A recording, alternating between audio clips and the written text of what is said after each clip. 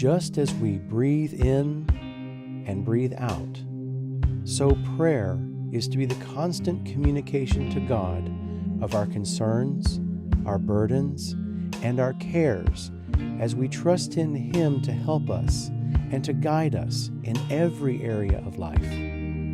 Prayer is how we breathe faith.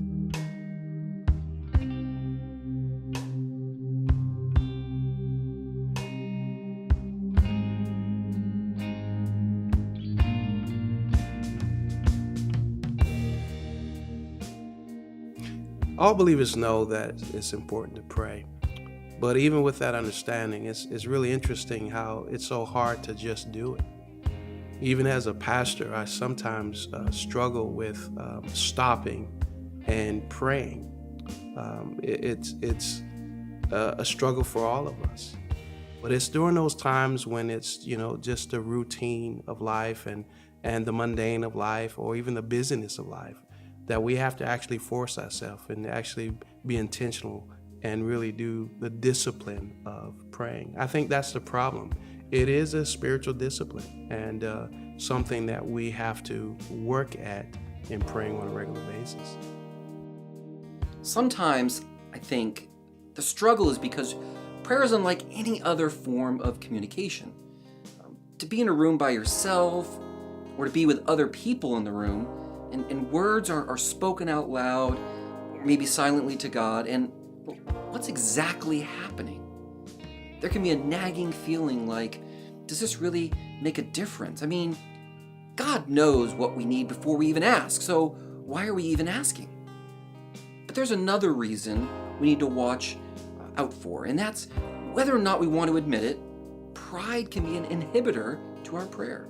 The kind that we may not even be aware of, because not praying, it's like saying through your silence, God, I love you, and sometimes I need your help, but pretty much, I'm good. I got this. Now, think about what a difference it could make if we really believed what Jesus said in the Upper Room Discourse, that without Him, we can do nothing. Our core value of prayer and faith began with a group of women who knew they had no possible way to start the Christian training school so badly needed in South Carolina. But they had faith, they believed, they prayed, and they trusted their great God to do the impossible. And you can't really have faith without prayer, or prayer without faith, because they are so intertwined. Our faith is integral to our belief system. We believe that God is, and we believe that He is based on what He has revealed Himself to be to us. And so when I'm praying, I'm speaking to Him. And I know that in that speaking to Him that I'm going to receive an answer because of the realness of who He is. And He loves me and He cares for me and He engages us. And that's part of the foundation of my faith. So it's easier to pray to Him because I know He's real. Well, when I was a student here, and I was a student in several different iterations at different levels of this organization, let's just say I hold several degrees. So as an undergrad student, as a grad sim student, prayer days became one of the best ways that a life of prayer and faith was modeled for me here in my time as a student, to the extent that it has now formed a baseline for me in all of life. As how do I make decisions? How do I conduct myself? And the need for setting aside those times really started for me as a student, learning the value of corporately coming together and seeking the Lord together in worship and prayer, expressing that life of faith corporately.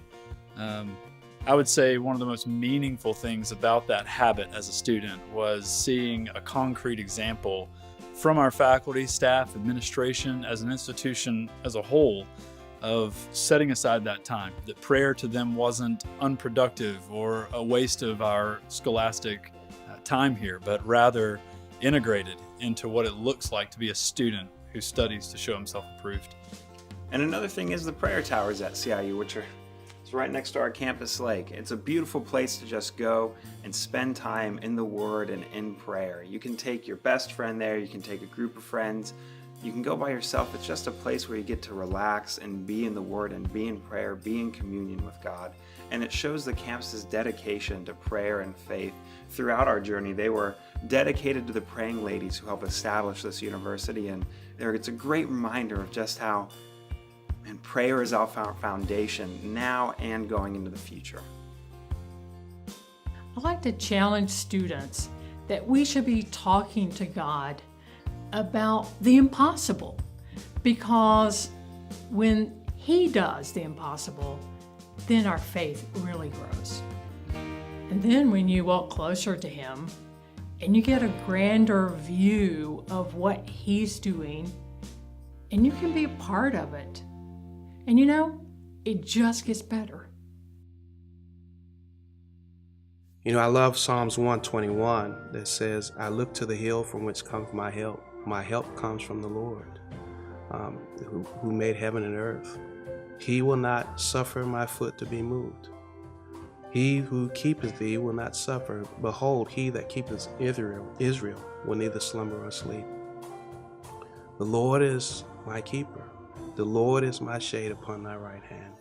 One of the reasons why I love that song is, one, my wife, she loves to sing that song in church and the choir. But in that psalm, in every verse, the psalmist is recognizing his dependency on the Lord, as well as is grateful for God's faithfulness, His protection, and His provision. These psalms that are written, we ought to study them as we do it in the seminary here, because they're not just words, but they're prayers. And these prayers are not written, these psalms are not laid out or written for us as if they're writing it because it's what they're expected to do or what God expects. But they're writing it because they depend on the Lord. It's a prayer to God of His goodness, of wanting to be in fellowship with Him, of wanting to be close with God, and wanting to walk in that loving relationship with the Lord.